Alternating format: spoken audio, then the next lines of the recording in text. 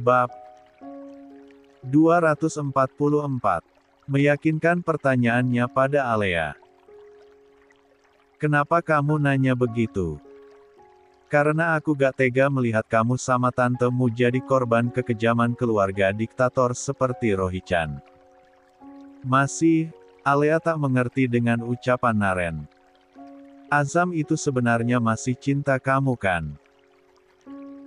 Hanya karena keegoisannya mendapatkan citra baik dan mendapatkan kepercayaan masyarakat juga keluarganya, dia pura-pura mencintai Seva dan melupakan kamu. Iya kan? Air mata Alea menetes lagi. Ia juga yakin akan hal itu. 3 tahun lebih mereka bersama. Ada banyak cinta yang pasti dimiliki Azam untuknya. Ya, semenjak ada Seva dalam kehidupannya, Azam bisa berubah drastis begitu. Aku yakin, desakan dari orang tuanya juga. Andai mereka berpisah, tentu Azam kembali ke pelukan kamu. Iya kan?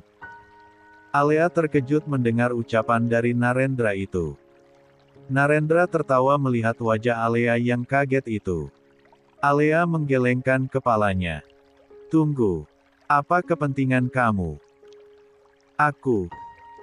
Aku cuma gak tega melihat kisah cinta kalian yang lebih mengenaskan dari Romeo dan Juliet itu aja. Aku cuma berharap kamu mendapatkan lagi pria yang kamu cintai dan mendapatkan lagi hak kamu yang berupa perusahaan yang direbut oleh keluarga kejam itu.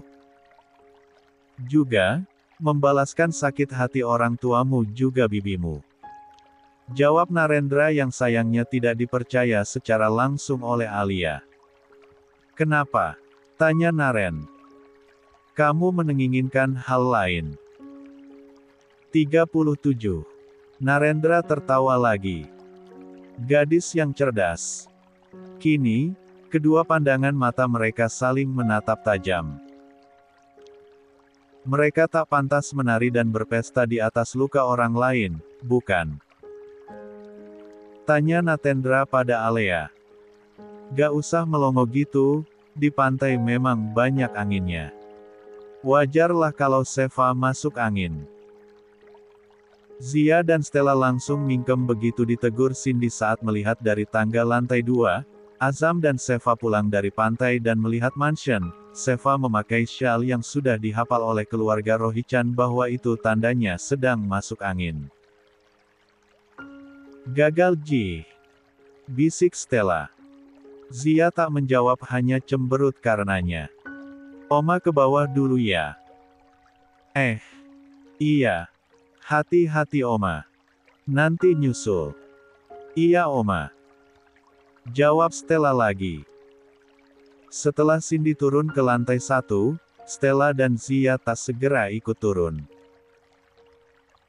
Keduanya malah sibuk memperhatikan Azam dan Seva yang tengah bicara dengan Aprilia juga Adriana. Dua wanita cantik yang antusias akan pesta mereka. Sedangkan Seva nampak malu-malu dan sekuat hati mencegah saat Adriana ingin membuka syalnya. Jadilah Seva bahan guyonan Adriana. Ini antara anjuran Kak Stella yang gak mempan buat Bang Azam atau Uda Wira yang terlalu polos. Geram Zia yang melipat tangan di atas perut membuat Stella tak enak hati. Istri Alex Prakoso itu hanya bisa menggaruk hidungnya yang tak gatal. Beberapa waktu lalu, ide ini berhasil ia terapkan pada Zia dan alhasil, selama di pantai daerah kampung halaman Wira kemarin, Zia dan Wira kalem sekali hadirin. Tak ada aktivitas menyenangkan layaknya suami istri pengantin baru bersyahdu ria di tepi pantai. Gara-gara petuah sesat Stella yang akhirnya Zia ketahui saat tak sengaja mendengar obrolan Stella dan Aprilia juga Riani di dapur.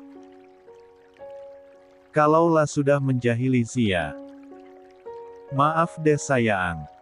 Kakak pikir, Azam mau nurut kata-kata kakak. Enggak. Gak adil. Udah Wira kena dijahilin. Masa abang enggak? Jangan nyamain Wira sama Azam dong Ji. Udah Wira kan soleh kayak Mas Alex. Yang penting kenyamanan istri-istri mereka dulu. Soal Nina Ninu mah belakangan. Nah, sedangkan Bang Azam kan baru bangun Ji. Jadi wajar begitu. Gak bisa nahan. Gak bisa ikut aturan. Gak kasihan sama istri itu sih.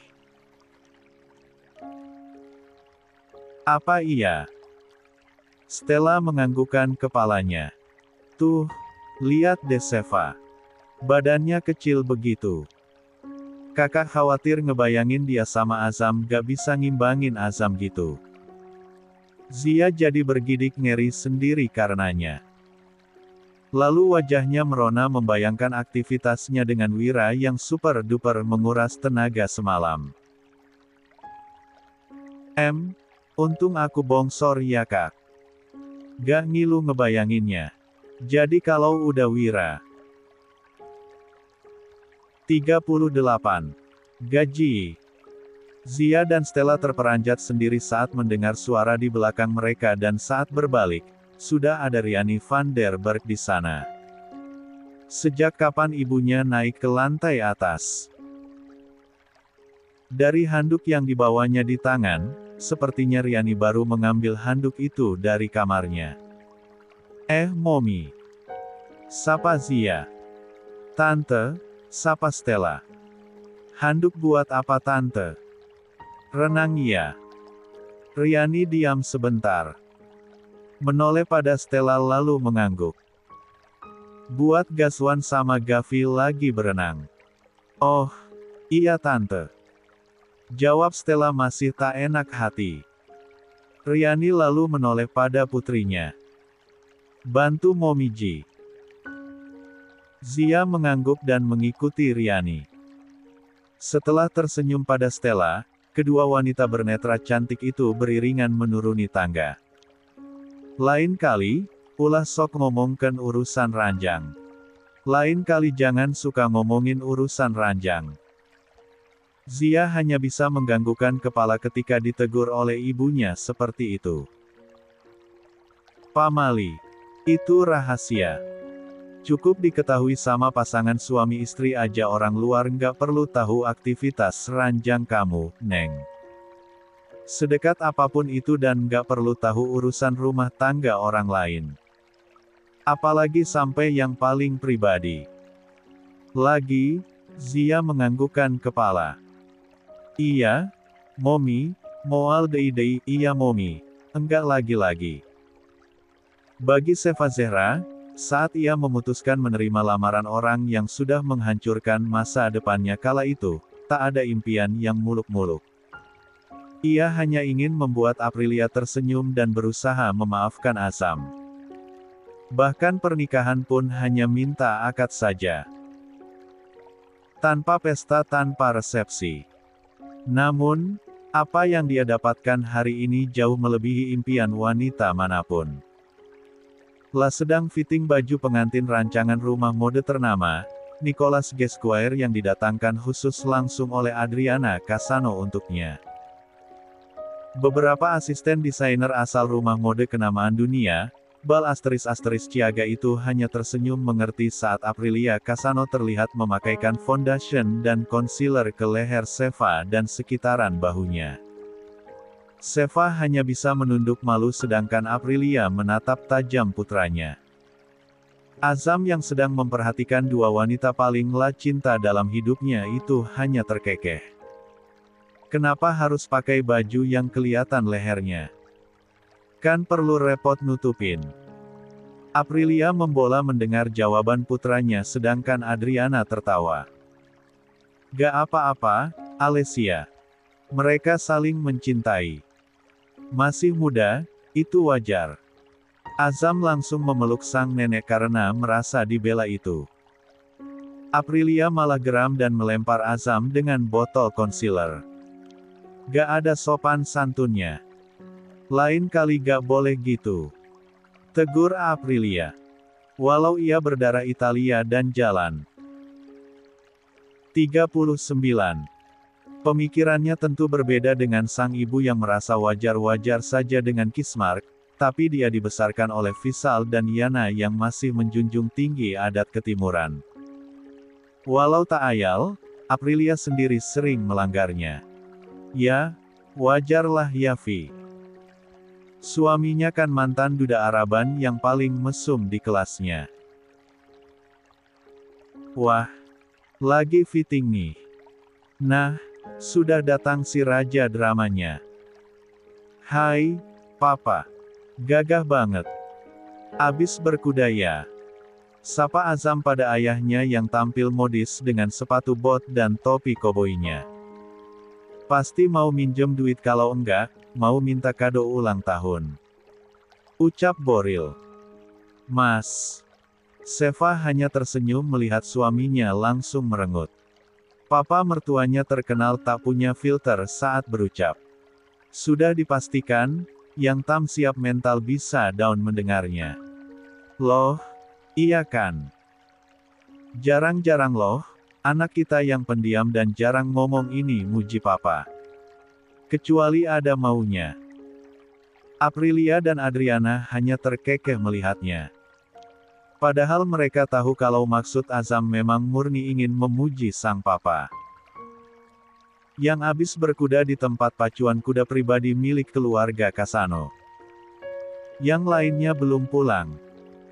Belum ma. Andika lagi ngajarin Pak Rahmat naik kuda. Katanya pengen beli buat bajak sawah. Seva melongo karenanya. Pak Deman mah bisa naik kuda Pak. Ucap Seva pelan. Bisa, kamu belum lihat aja Fa. Gak mau turun. Puter-puter terus sama Andika sama Visal juga. Antonio bilang, kalau di Surabaya ada tempat dan lahan yang luas, boleh dibawa satu kudanya.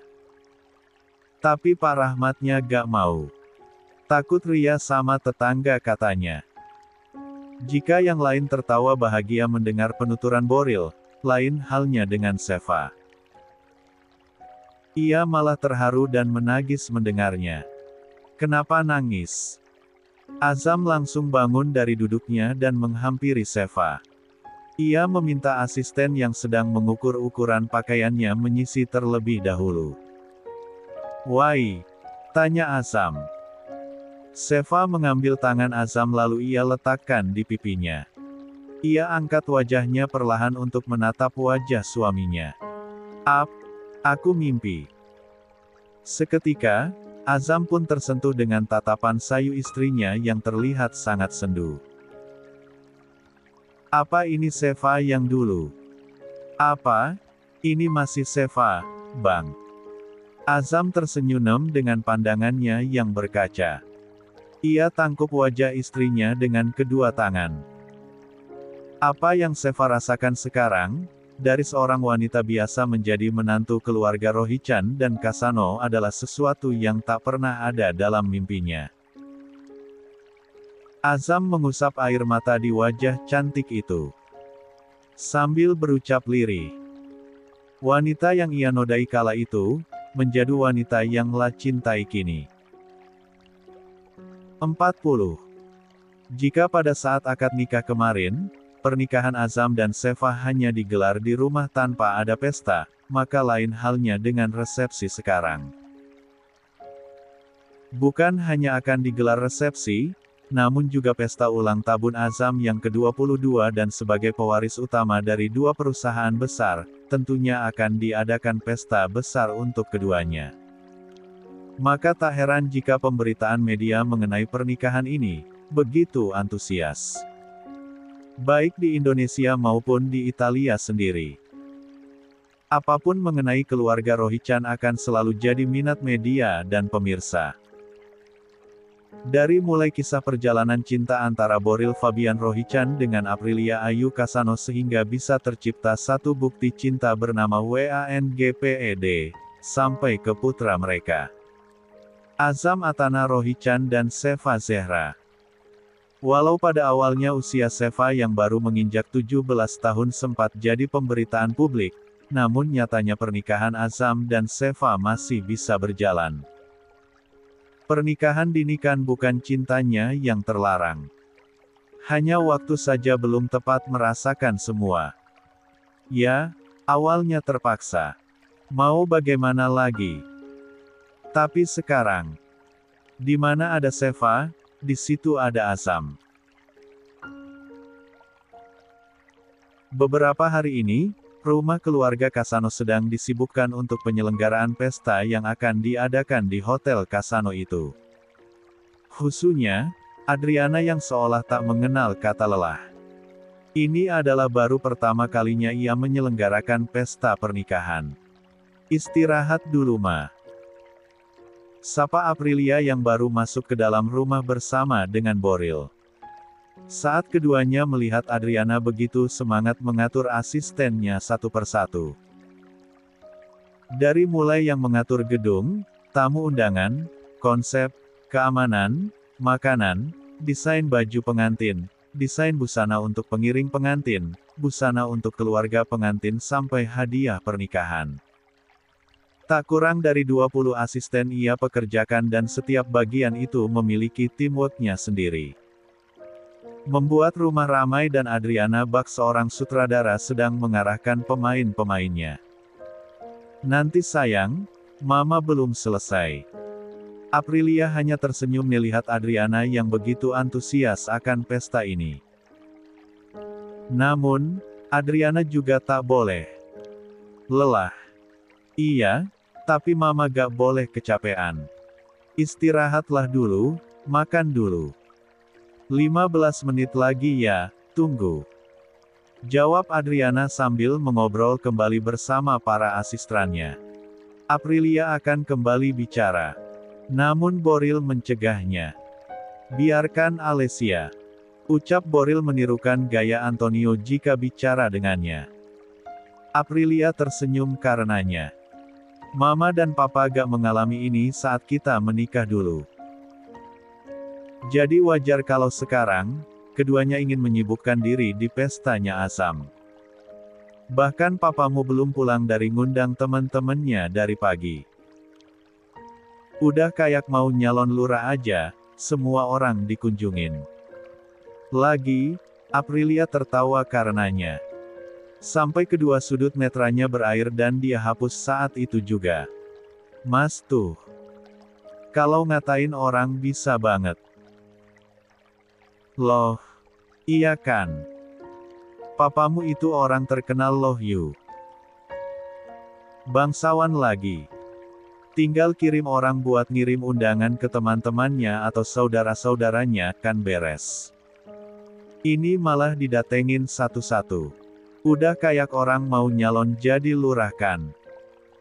Butuh dukungan. Papamu. Papamu. Papanya Mas juga itu. Protes Aprilia saat Boril menyebut Antonio dengan papamu. 41. Boril terkekeh sambil mengusap jenggot tebalnya. Ya, mau gimana lagi you?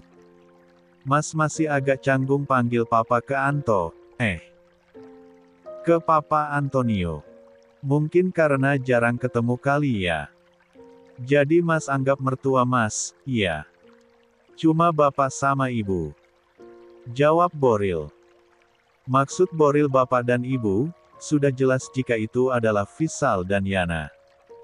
Aprilia meluruhkan bahunya. Mas bukannya jarang ketemu sama papa sama mama. Tapi karena masih dendam aja sama mereka. Pernyataan Aprilia barusan malah membuat Boril tertawa lagi. Tidak ada dendam you. Cuma ya itu. Mas lebih dulu kenal bapak sama ibu bahkan sebelum kenal sama kamu. Ya jadi. Dah lah. Ngomong sama ember. Ujar Aprilia agak kencang sambil berlalu pergi dari suaminya dan menuju kebun belakang. Menemui Yana, Riani juga Cindy dan Kamaliah yang sedang berkumpul di sana. Sedangkan Boril hanya bisa melongo mendengar ucapan istrinya yang kencang tadi. Bahkan saking kencangnya sampai terdengar ke Adriana dan para asistennya yang kini serentak menatap Boril heran. Ada apa? Tanya Adriana. Putrimu makin dewasa semakin cantik, Ma. Adriana tersenyum mendengar jawaban menantunya. Dia lalu mengalihkan perhatiannya lagi pada asisten-asistennya. Kak, Zico, Gibran dan Zidan berjalan sambil membawa ransel mereka menuju mobil. Langkah mereka terhenti saat tak sengaja bertemu dengan Azam dan Seva yang sedang berpelukan di samping mobil milik Azam. Di depan mansion Kasano ini. Cek, padahal di kamar pasti udah pamitan itu. Kenapa pakai peluk-pelukan lagi di tempat umum sih? Ungkap Zico. Iya. Ganggu pemandangan aja. Timpal Zidan.